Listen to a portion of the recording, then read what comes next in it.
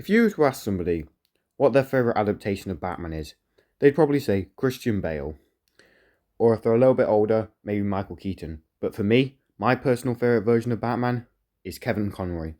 Specifically in Batman the Animated Series, the legendary show, considered to be the best adaptation of Batman throughout all of his 85 years worth of appearances. Now I know I've said before that Robert Pattinson is my favourite in live action, and that's true, but when it comes to all adaptations, Kevin Conroy's Batman stands out above the rest. Kevin is the Batman voice. He's been Batman across almost all non-live action media for decades, and when I and so many others read a Batman comic, it's his voice we hear. It's iconic, especially his legendary line, I am vengeance. I am the night. I am Batman! I am vengeance. I am the night. I am Batman! So today I want to talk about why Kevin Conroy's Batman and Batman the Animated Series is the best portrayal of the Caped Crusader and Dark Knight.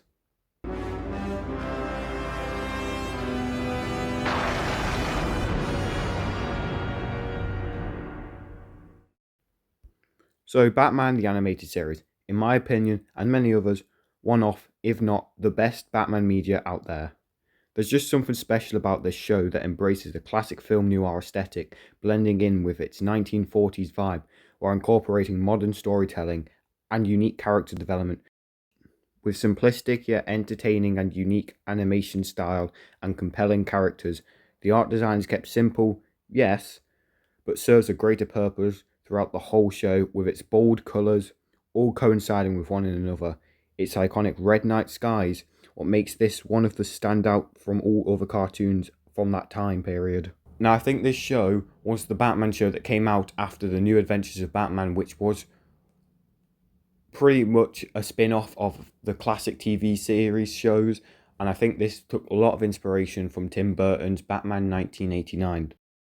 Not to mention that the whole show was drawn by hand on black paper to make everything stand out more. Its art style and dark and gritty approach to the Caped Crusader and story is what makes this one of a kind. Compared to more recent shows by Marvel and DC like Your Friendly Neighborhood Spider-Man, What If, Creature Commandos, I think this show still holds up and could be argued to be better than these shows, even though 30 years later. You can have a great animation and art style, but if there's no story, everything falls down. Yes, I'm talking about you, Caped Crusader. What a disappointment that was. Storytelling is what makes Batman the Animated Series so good, and without that, it wouldn't be where it is today. Yes, the art and animation and voice acting all helped, but the story? That is what makes the show considered one of the greatest. The show is targeted towards kids, but I still think it treats its audience with respect, going over the mature themes and emotional depth, which is what most comic media struggles to do nowadays.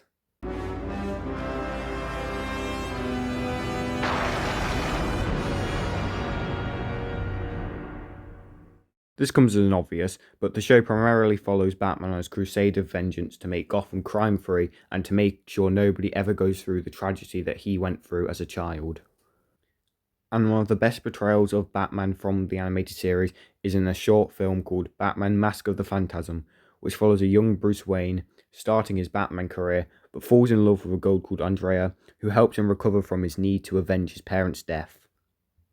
It's a unique and spin on the character, but still connects with animated series. It kind of plays as the year one origin for this Batman. The chemistry between them is what makes this one of the best stories out there. It goes as far as making Bruce even decide to give up his need for vengeance. Because of this, he begs his parents for forgiveness for him not fulfilling his promise. It doesn't mean I don't care anymore. I don't want to let you down, honest, but it just doesn't hurt so bad anymore. You can understand that, can't you? Look, I can give money to the city. They can hire more cops. Let someone else take the risk. But it's different now.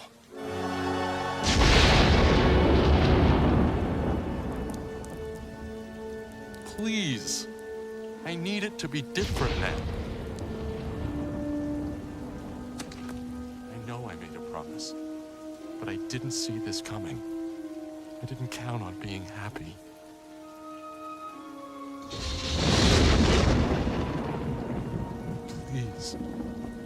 tell me that it's okay. I do think this is one of Kevin Conroy's best acting performances throughout all of his Batman media, including the Arkham games, which had some iconic lines and moments. When Andrea leaves due to her father's business, it leaves Bruce heartbroken. He then becomes Batman, gaining his need for vengeance again. And this movie really does do a good job of showing the loneliness and how tragic Bruce Wayne actually is, and how he distances himself from the rest of the world except for Alfred. Andrea eventually does return to Gotham years later, but she returns as the Phantasm, bringing out her father's old gang members to avenge him. When the final one being revealed to be the Joker, Bruce begs that they can have a life, but Andrea refuses and disappears, leaving Bruce to believe that she is dead. This then creates another great moment with Bruce and Alfred, where Bruce blames himself for Andrea's death, thinking it's his fault as he pushed her towards it. I think this story is considered one of the best, as it has Batman at his core wanting to give up being Batman for himself, and has some great moments with Alfred. I couldn't save her, Alfred. I don't think she wanted to be saved, sir. Vengeance blackens the soul, Bruce. I always feared you would become that which you fought against. You walk the edge of that abyss every night. But you haven't fallen in, and I thank heaven for that. But Andrea fell into that pit years ago. And no one, not even you, could have pulled her back.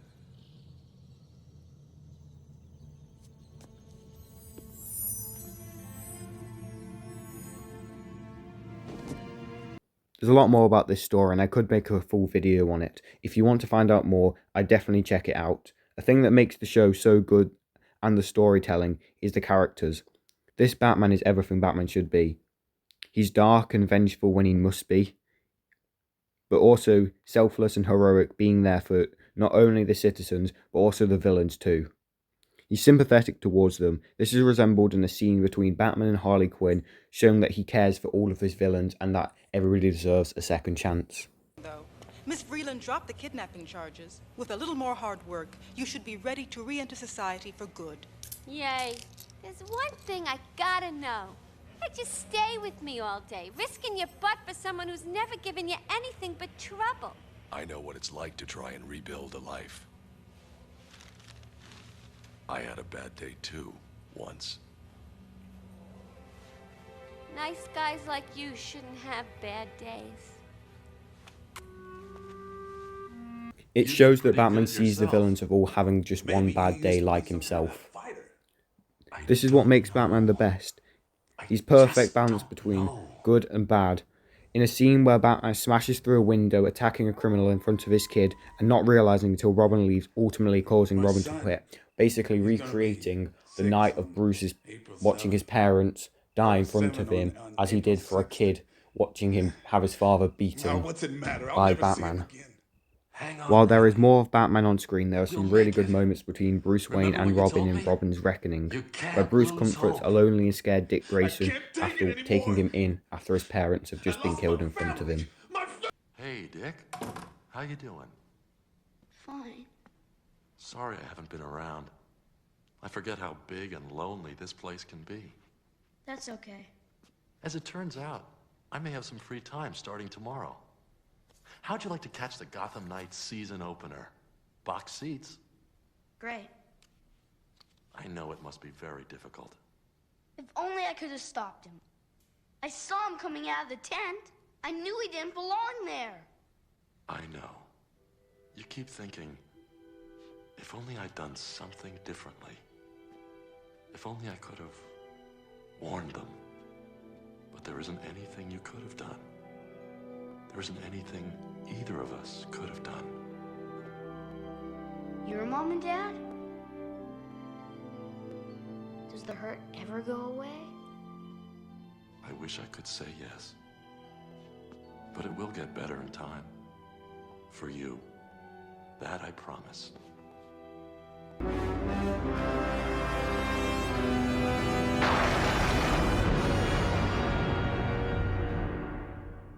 The other good parts of the show are the villains, like Two-Face, Mr. Freeze, and the Joker.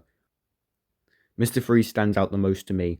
His tragic origin and also understanding of Batman making some really good moments between the two, like when Batman helps find a cure for Freeze's wife. Something that is also portrayed really well in this show is that the villains aren't just villains. They are tragic people with a story to tell, not just given a reason like a thug to rob a train for the sake of Batman appearing. While some of the characters are written better than the others, they're all given a reason and origin story throughout the show, making each individual one unique in their own way. There's loads of great characters to talk about, but let's move on to the next thing.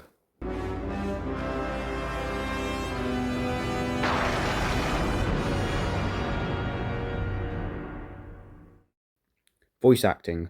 Voice acting in Batman the Animated Series is also what makes this show so special. They all do a great job of portraying the characters well and bringing depth and empathy to them. The main cast consists of Kevin Conroy as Batman and Bruce Wayne, and a pilot in 1 or 2 episodes, Mark Hamill as Joker, Bob Hastings as Commissioner James Gordon, Lauren Lester as Robin, and Arlene Sorkin as Harley Quinn. There are many more who did a great job as well, but these are the main ones who appeared in most episodes. Another thing that the show did, or more or less Kevin Conroy did for the show, he was the first ever Batman, other than Michael Keaton, but I think Kevin Conroy will still be the best one to do it, who had separate voices for Batman and Bruce Wayne. Batman had a more dark and gritty voice. Bruce Wayne had a more happy and chill voice and was more relaxed. That's just one of many things the show did that influenced future Batman actors. Some of these actors even going on to land roles as the characters in different projects, such as Kevin Conroy and Mark Hamill, becoming the definitive voices of the characters. In most projects, if Kevin was Batman, then there was Mark as Joker. Some of the things that came from Batman the Animated Series were the origin of Mr. Freeze being completely rewrote, and then going on to being the definitive origin of the character and used in multiple stories onwards. And Harley Quinn, being made just for the show as the director thought there wasn't enough female Batman villains that were unique. Because of the success of Harley, she's gone on to being one of the best written characters in Batman, which is impressive because she was only invented in 1992, and other unknown characters such as Egghead and King Tut that have been around since the 60s. Have a good cry, Batman, you need it!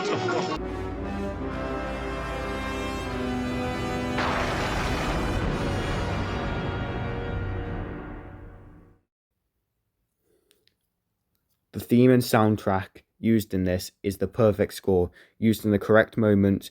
Take this scene for example, where Batman says the iconic line. The score is low, but builds up as he says it, almost like he is gaining confidence as the score rises up with him. No, you are not my father. I am not a disgrace. I am vengeance. I am the knight. I am Batman!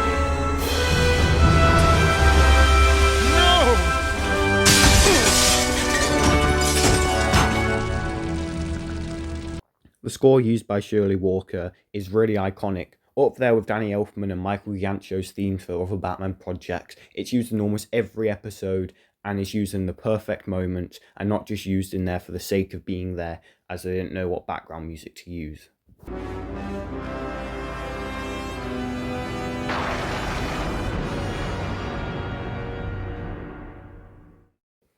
Kevin Conroy, the man who brought the Bat to life. As I've already said, the definitive voice of Batman, and forever will be. He's in everything. He was Batman in the Arkham games and most Batman media, but unfortunately, in November of 2022, it was announced that Kevin had passed away due to a short battle with cancer, leaving the Batman community and superhero community in shock. But it was announced that he still had lines for Crisis 3 and Suicide Squad Killing the Justice League, which will be his final lines as the character. I care, Joker. About Gotham. About justice. And if it has to end, at least I go out like this. Being Batman. Truly being the best line for Batman himself. Thank you, Kevin. So this is why I love Batman Animated Series, and Kevin Conroy is my favourite portrayal of the character. You can probably tell by now. If you made it this far, then well done, and thank you. If you have enjoyed this video, then consider dropping a like or even subscribing so you don't miss out on more Batman content. Goodbye.